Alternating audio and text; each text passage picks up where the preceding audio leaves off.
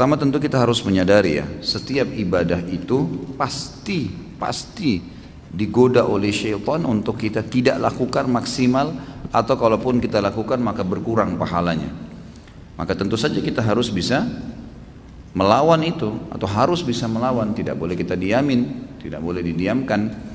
Jadi cara melawan kiat-kiat melawan syaitan, pertama menyadari bahwasanya memang ada syaitan yang menggoda kita, membisikkan. Setiap bisikan negatif jangan diiyakan. Riya lah, menghayal ya, itu harus bisa dilawan. Yang kedua, kita belajar konsentrasi. Konsentrasi itu dengan tenang ya. Konsentrasi itu kan akan bisa didapat. Konsentrasi itu bahasa sederhananya sebenarnya sih tenang dalam melakukan sebuah perbuatan ya gitu. Jadi kita lihat orang-orang yang konsentrasi itu, kalau baca ayat tenang, kalau melakukan satu perbuatan tenang ya. Dia fokus sehingga memang maksimal dalam gerakan, dalam ucapan, penyampaiannya, tutur katanya, semua tertutur rapi gitu, tertata rapi. Itu semua karena memang dia coba ya konsentrasi di situ. Jadi kita konsentrasi dalam sholat, dan yakinilah dalam konsentrasi itu setiap gerakan dan ucapan akan ada nilai pahalanya di sisi Allah Subhanahu Wa Taala. Kan? Jadi kita harus bisa tahu itu. Ya. Kemudian pada saat syaitan berhasil mencuri sebagian pahala, misal kita tiba-tiba mau mengkhayal, segera kita kembali. Karena Uthman bin Abi Mad'un radhiyallahu anhu berkata dalam sebuah riwayat Bukhari, ya Rasulullah, saya setiap kali sholat sering kadang-kadang saya menghayal, kadang-kadang saya kembali. Kata Nabi SAW, itu godaan syaitan yang berjulukan atau bernama khinzib atau khanzab.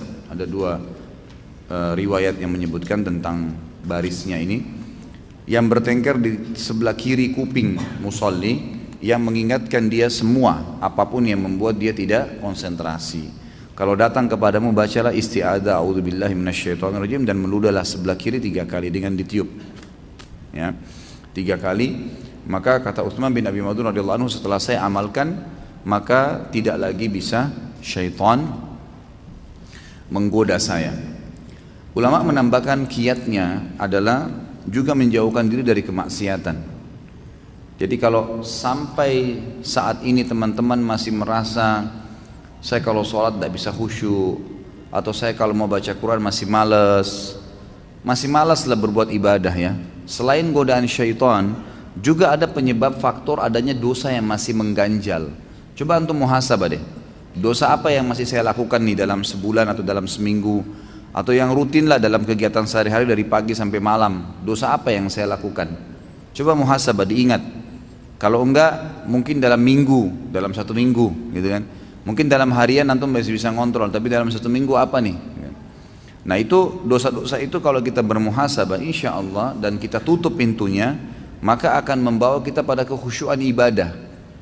Jadi sholatnya bisa lebih khusyuk, baca Quran bisa lebih nyaman. Kalau mau ngerjakan ibadah itu jadi ringan, lebih ringan. Mau sholat malam bangunnya ringan. Itu karena memang sudah tidak ada beban dosa.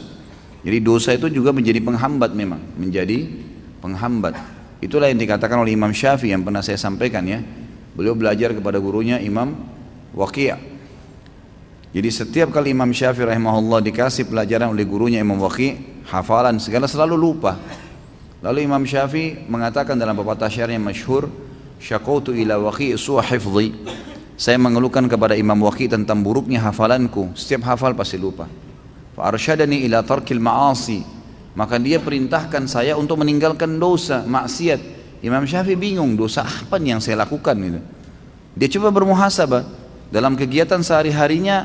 Umumnya semuanya sudah berusaha dijaga, makanannya, minumannya, pakaiannya, halal, pergaulannya, bagus-bagus saja gitu.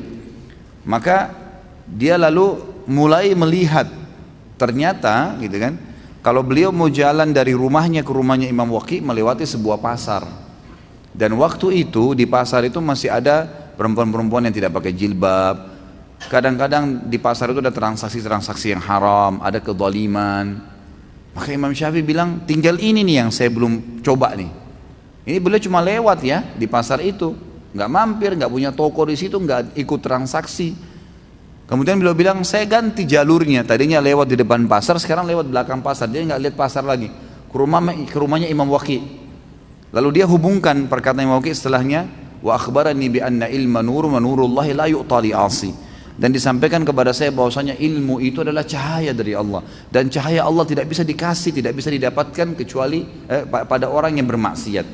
Dia bilang setelah saya ubah jalur jalan saya itu, maka saya temukan kalau saya buka kitab, kata Imam Syafi'i, buka kitab, maka saya tutup sebelahnya, karena kalau saya buka ketika saya hafal semuanya, gara-gara meninggalkan kemaksiatan. Jadi memang dia bisa menjadi penghambat itu.